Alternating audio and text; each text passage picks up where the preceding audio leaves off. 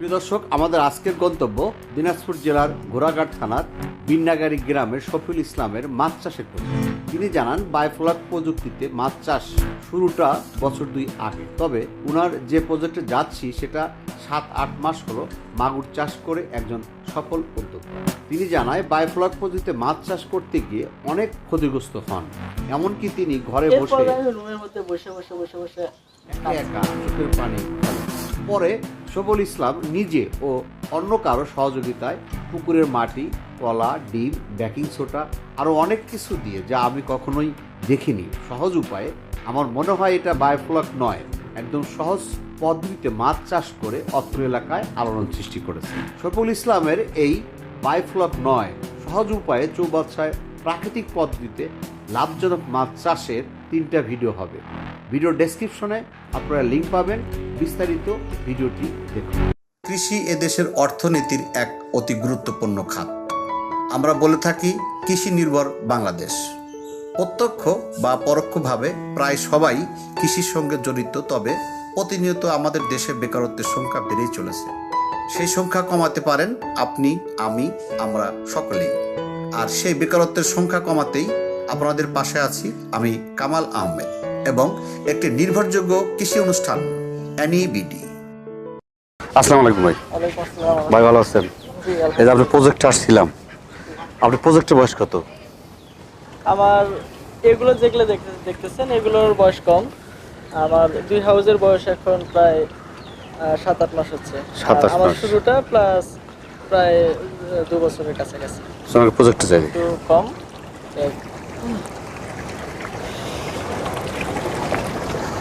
তো এখানে এই প্রজেক্টে কেন আসলেন, বায়োফ্লকে কেন আসলেন? আমি আসলে ছোটবেলা থেকে আমার একটা ইচ্ছা ছিল যে নিজে কিছু করব। প্রথম যখন আমি ভিডিওটা দেখি ভালো লাগে, তো সেখান থেকে আমার শুরু করা। কিন্তু শুরু করতে প্রথমে অনেক, এক কথায় রুমে বসে আমি কাঁদছি, আচ্ছা, এমনও পরিস্থিতি আসছে। তো সেই পরিস্থিতিগুলো আল্লাহর রহমত কাটায় উঠছি। আর দ্বিতীয় কথা, আমি কিছুদিন আগে একজন শাইখের লেকচার দেখলাম যে আল্লাহ রাসূল সাল্লাল্লাহু আলাইহি ওয়াসাল্লাম উদ্যোক্তা তৈরি করতে বলছেন এবং নিজেদেরকে উদ্যোক্তা হতে বলছেন। এখান থেকে আমার আরো অনেক প্রেরণা হয়, নিজে নিজে কিছু করবই। তো এখান থেকে আমি এখানে হাল ছাড়ি নাই।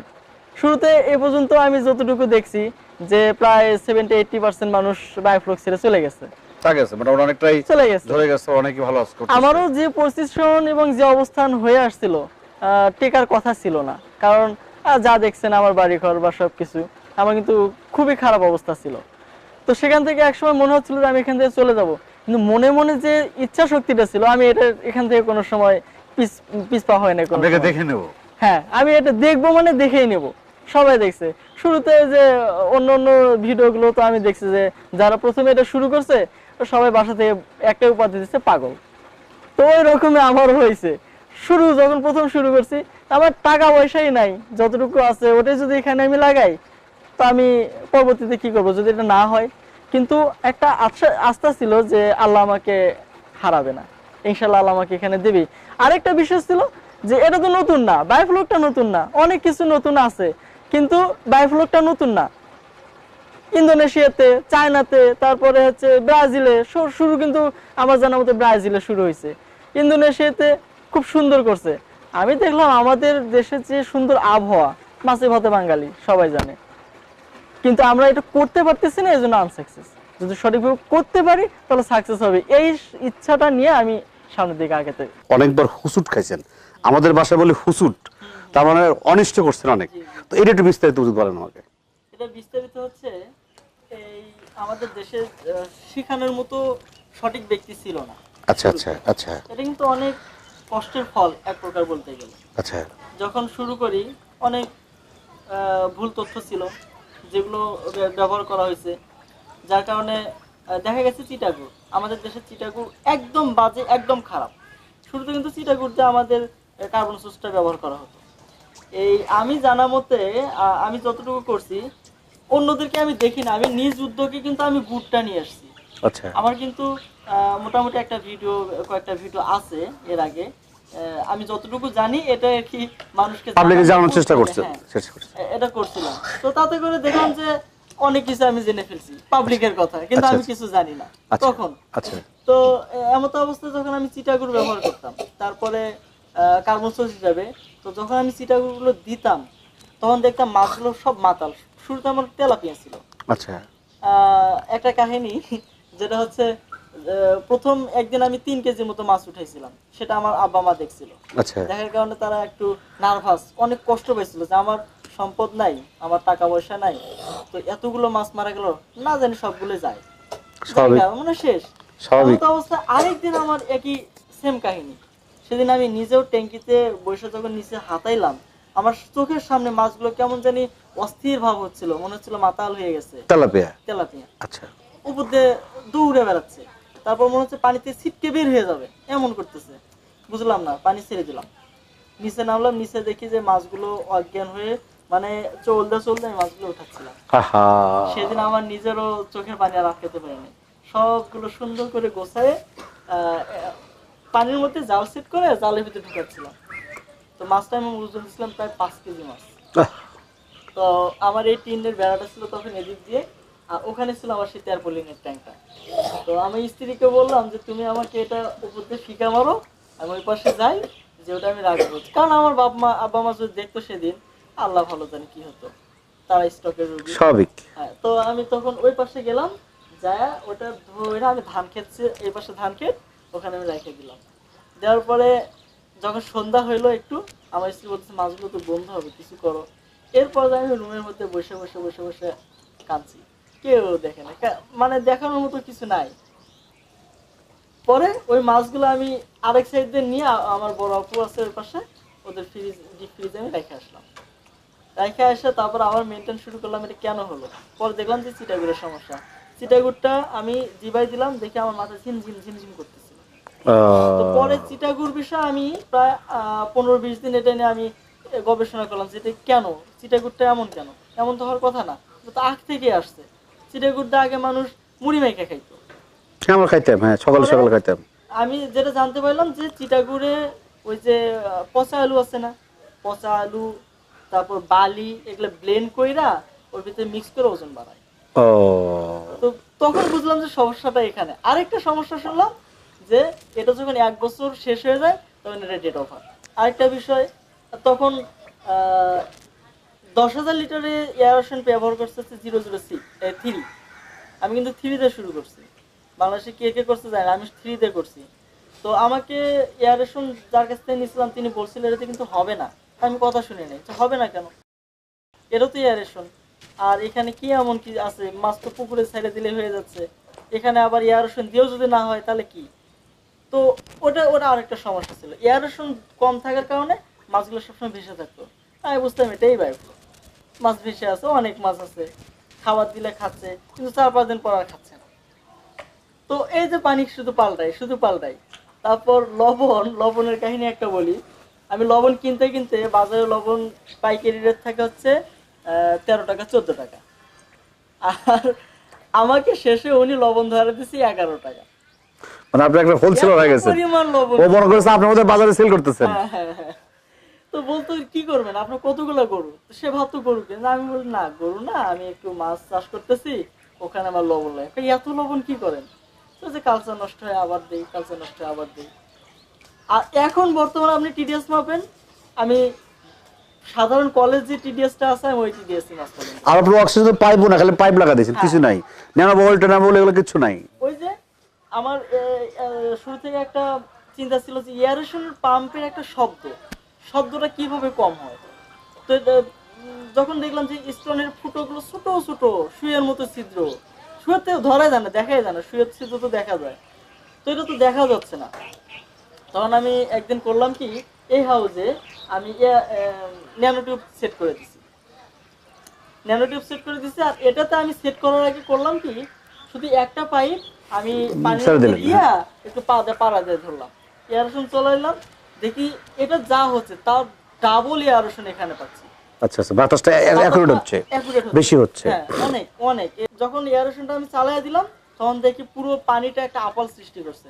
আপনি দেখবেন বায়োফ্লোকে অনেক প্রজেক্টে গেছেন, কেউ কেউ করছে কি সাইডে একটা ভেন্সুরি পাম্প রানিং করে দেয়, ঘোরানোর জন্য দিচ্ছে, তারপর আপাল পানির একটা ঢেউ সৃষ্টি করার জন্য এগুলো পাম্প লাগাচ্ছে, একদম বাজে খরচের একটা ব্যবস্থা।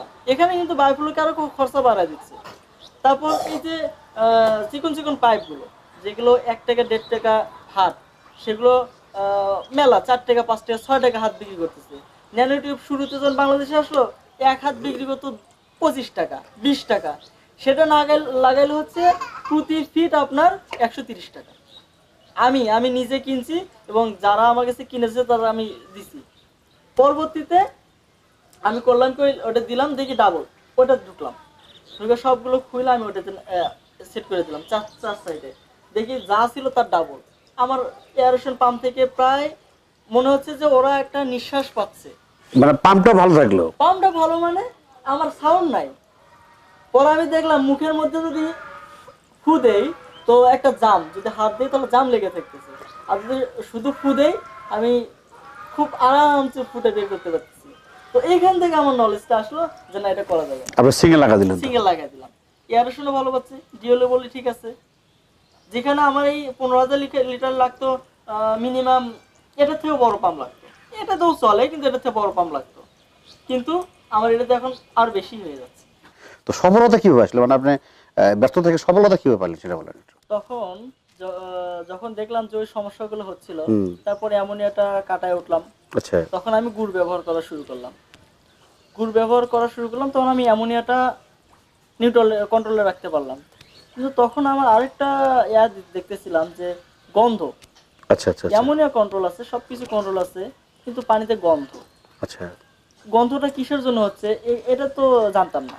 আর আমাদের পরবর্তীতে দেখলাম যে মাস্টার কিট একটা আছে, এই মাস্টার কিটটাতে আপনার নাইট্রেট পরীক্ষা করা যায়।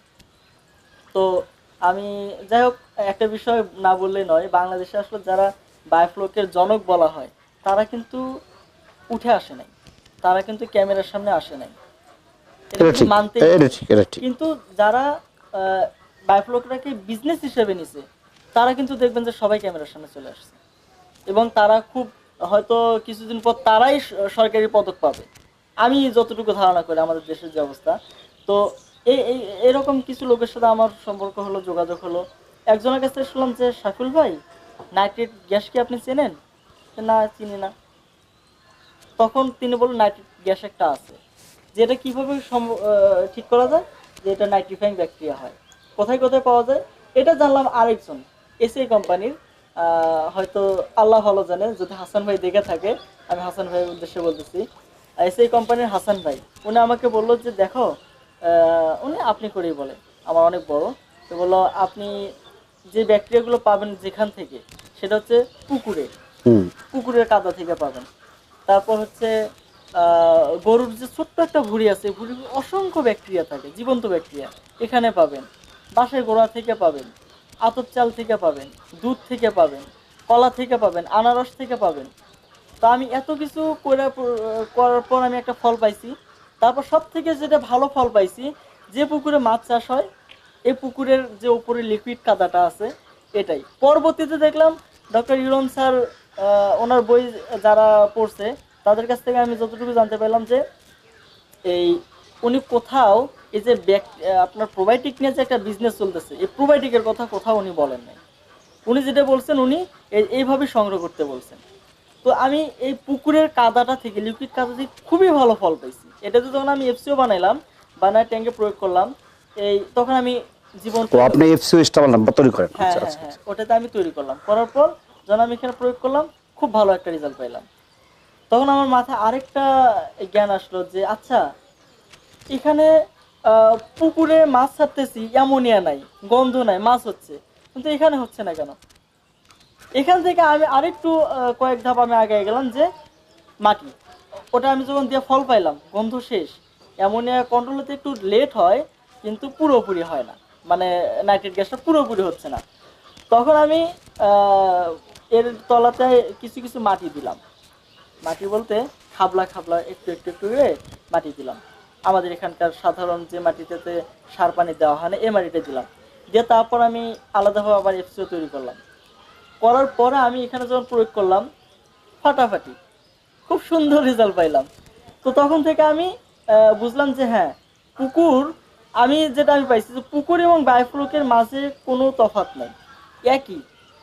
জাস্ট এখানে আমরা অধিক ঘনত্বে মাছ উৎপাদন করব, আমার জায়গা নাই, আমার পুকুর নাই, কিন্তু আমি মাছ চাষ করব, কিংবা আমি এটা একটা বিজনেস হিসেবে নেব, এটা তো একটা বিজ্ঞান ভিত্তিক মাছ চাষের পদ্ধতি। অল্প জায়গা অনেক মাছ, আমার অল্প জায়গা আছে, এখানে আমি মাছ চাষ করতেই হবে। কিন্তু পুকুরে আপনার অনেক জায়গা, এজন্য মাছ কম দিচ্ছেন, অ্যামোনিয়া গ্যাস হচ্ছে না, নাইট্রেট গ্যাস হচ্ছে না, মাছ খাচ্ছে, বড় হচ্ছে।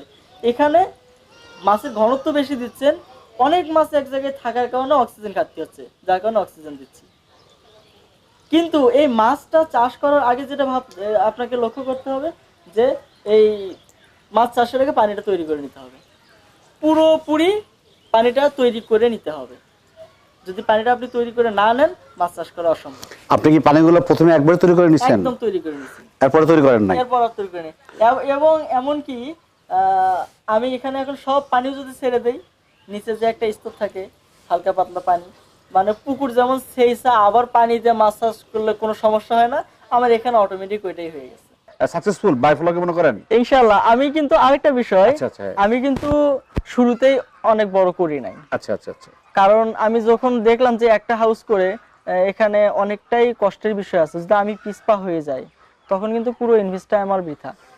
এই জন্য আমি কাউকে বলিও না যে আপনি অনেক বড় করেন, যারা করতে আসে তাদেরকে নিষেধ করি। কি জন্য? আপনি দুটো দিয়ে শুরু করেন, যখন আপনি এখানে পুরোপুরি সাকসেসে চলে আসবেন তখন বড় আকারে করেন। আমার ওখানে একটা হাউস ছিল, তারপর আমি দুটো হাউস করলাম, তারপর ঢাকা থেকে আসে আমি আরো 3টা হাউস বাড়াইছি। আমার যতটুকু ইনভেস্ট মানে টাকা ছিল সবটুকু এখানে আমি ইনভেস্ট করছি, এখন আমি কিন্তু জিরো। আমি এই ভাবে যেটা করছি, অনলি 3টা মারা গেছে। আচ্ছা, আপনি আমার পরবর্তী ভিডিওতে শোনাবেন, আমার দর্শকদের শোনাবেন আপনি কিভাবে করছেন।